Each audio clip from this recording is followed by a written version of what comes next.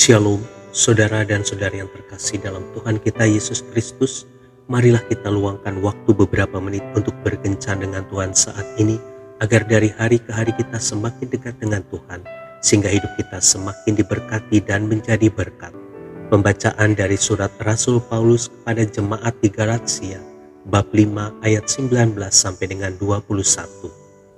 Perbuatan daging telah nyata, yaitu percabulan, kecemaran, hawa nafsu, penyembahan berhala, sihir, perseteruan, perselisihan, iri hati, amarah, kepentingan diri sendiri, percideraan, roh pemecah, kedengkian, kemabukan, pesta pora, dan sebagainya.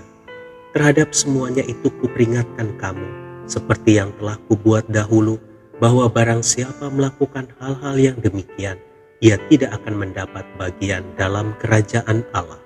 Demikianlah sabda Tuhan, syukur kepada Allah. Saudara dan saudari yang terkasih dalam Tuhan kita Yesus Kristus, pada tahun 1992, Jeffrey Dahmer dijatuhi hukuman seumur hidup oleh pengadilan Amerika Serikat karena telah membunuh 17 orang anak-anak. Polisi menemukan daging manusia setengah matang di dalam kulkasnya. Pada tahun 1995, kasus yang sama terjadi di Jerman. Seorang pria berusia 33 tahun diadili karena telah merampok dan membunuh. Di pengadilan ia mengaku telah memakan organ bagian dalam dari korbannya. Saudara dan saudari yang terkasih dalam Tuhan kita Yesus Kristus, keinginan untuk memuaskan hawa nafsu sepertinya sudah menjadi hal yang utama bagi manusia. Coba kita perhatikan dengan seksama apa yang terjadi pada orang-orang yang berada di sekeliling kita. Banyak di antara mereka yang hanya memikirkan dirinya sendiri. Masing-masing orang mencari cara untuk memuaskan keinginan yang ada di dalam hatinya. Orang sudah tidak peduli apakah cara yang dipakainya itu benar atau tidak. Yang penting keinginannya terpenuhi. Kita mungkin berpikir, tetapi saya kan tidak seperti itu. Saya tidak membunuh sesadis seperti yang dilakukan oleh Jeffrey Dahmer. Saudara dan saudari yang terkasih dalam Tuhan kita Yesus Kristus, hari ini mari kita renungkan cara apa saja yang telah kita tempuh untuk mencapai segala keinginan-keinginan kita. Mungkin tidak kita sadari, kita telah bertindak sesuka hati hanya untuk memuaskan keinginan hati.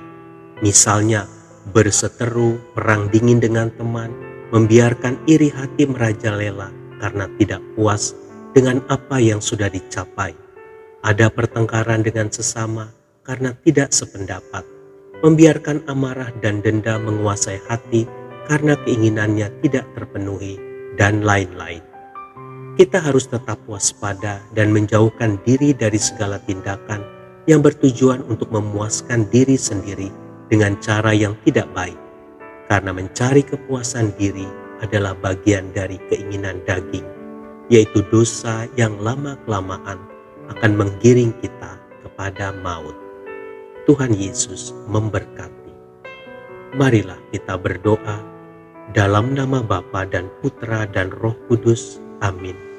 Tuhan Yesus, jagalah hatiku dari segala jenis dosa dan keinginan daging yang menuntut kepuasan diri sendiri. Amin.